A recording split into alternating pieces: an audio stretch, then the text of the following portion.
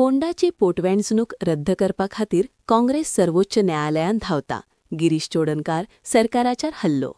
पणजी गोंयांतली फोंडा विधानसभा मतदानसभाची पोटवेंचणूक वेंचणुकीच्या फक्त 16 वरां आदीं रद्द जाल्यानं राजकीय वातावरण गरम जावपाक लागलां.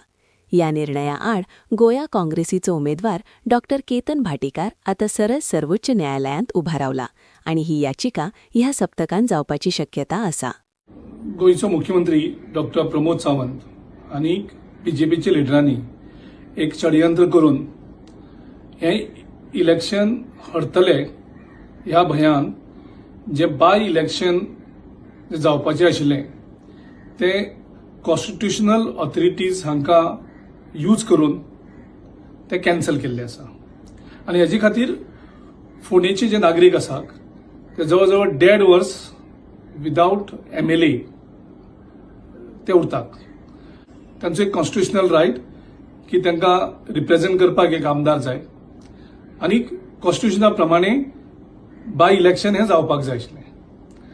हे तेणी षडयंत्र करून जे इलेक्शन कॅन्सल केल्लें आसा, इलेक्शन कमिशनाचे नोटिफिकेशन रद्द केल्लें आसा, तेजे अगेन्स्ट आमचो कॅन्डिडेट डॉ. केतन भाटीकार हो सुप्रीम कोर्टान SLP फायल केल्ली आसा. जे नोटिफिकेशन रद्द केल्लें आसा ते परत रिइन्स्टेट करपाचें.